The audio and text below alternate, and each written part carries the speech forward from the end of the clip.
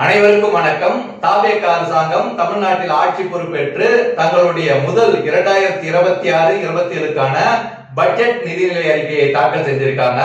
இது எந்த அளவுக்கு தமிழ்நாடு மக்களின் எதிர்பார்ப்பை பூர்த்தி செய்துள்ளது, தாவேக அரசு தங்கள் தேர்தல் வாக்குறுதிகளை எந்த அளவுக்கு இதில் நிறைவேற்றியுள்ளார்கள் என்பது குறித்து ஒரு சிறிய கருத்து பரிமாற்றம்.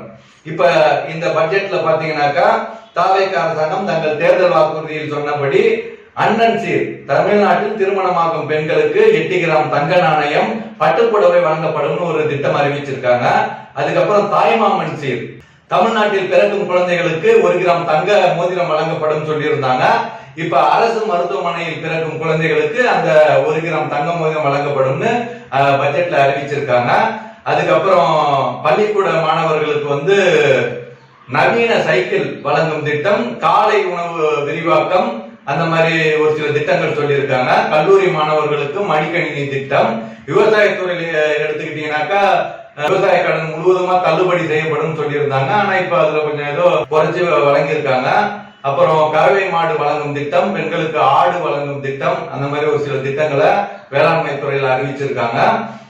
200 யூனிட் இலவச மின்சாரம், அப்புறம் மீனவர்கள் மீன்பிடி தடை காலத்தில் அவங்களுக்கு கொடுக்கக்கூடிய மானிய தொகை 8000 ரூபாயாக அறிவிச்சிருக்காங்க.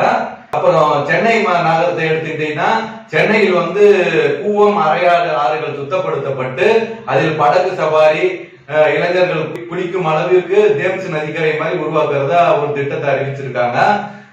வேலையில்லா இளைஞர்களுக்கு 4000 உதவித்தொகை வழங்கப்படும் சொல்லியிருந்தாங்க. அதுக்கு எந்த ஒரு அறிவிப்பும் இல்ல. முதியோர்களுக்கு ஊக்கத்தொகை அறிவிச்சிருந்தாங்க. அதை பத்தியும் ஒரு பெருசா எந்த அறிவிப்பும் இல்ல.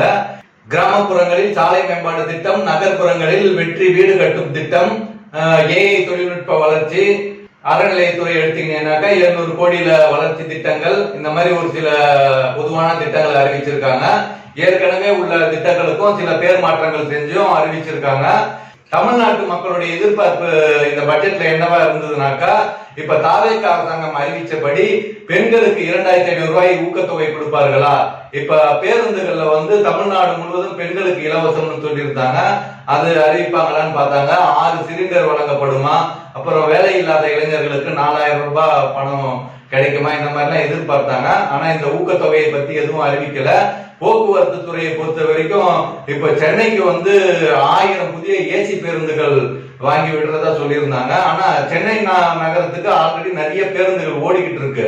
இப்ப வெளியூருக்கு வரக்கூடிய பேருந்துகள் பாத்தீங்கன்னாக்கா கடந்த ஆட்சியில ஏற்கனவே இருந்த பேருந்துகளை ரீமாடிபிகேஷன் பண்ணி ஓட விட்டுருக்காங்க. இது கடந்த ஓராண்டு காலத்துல பாத்தீங்கன்னா ஏகப்பட்ட விபத்துகள் எல்லாமே அரசு பேருந்துகளுடைய விபத்துகள் தான்.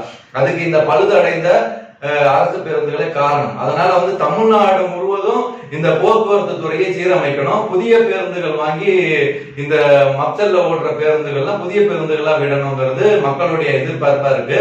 அதுக்கு எந்த ஒரு அறிக்கையும் வெளியிடப்படல. அதுக்கப்புறம் விவசாயத்துறையில நெல் சேமிப்பு குடோன்கள் கட்டணும், மாநிலம் முழுவதும் கட்டணும். அதுக்கு எந்த ஒரு அறிவிப்பும் வெளியிடப்படல. நீர் மேலாண்மை, நீரை சேமிப்பதற்கு ஏரி குளங்களை தூர்வாழ்வதற்கான திட்டங்கள் எதுவும் அறிவிக்கப்படல. தமிழ்நாடு அரசாங்கத்திற்கு பல லட்சம் கோடி கடன் இருக்கு. அந்த கடனை தீர்ப்பதற்கான ஏதாவது செயல் திட்டங்கள் இருக்கான்னு பார்த்தா எதுவும் பெருசா இல்ல. இப்ப போட்டிருக்க திட்டங்களுக்கு இன்னமும் பல லட்சம் கோடி கடன் வாங்க வேண்டியிருக்கும்னு இந்த நிதிநிலை அறிக்கை செயலாளர் சொல்லியிருக்காரு. அதனால இந்த பட்ஜெட் தமிழ்நாட்டு மக்களின் எதிர்பார்ப்பை முழுவதுமாக பூர்த்தி செய்ததா அப்படின்னு பார்த்தாக்கா இல்ல. அது அரசாங்கத்தினுடைய நிதி நிலைமையை பொறுத்தது. அதை அரசு கவனத்தில் கொண்டு தேவையான மாற்றங்களை கொண்டு வரலாம் என்பது பொதுமக்கள் கருத்தாக இருக்கு. நன்றி, வணக்கம்.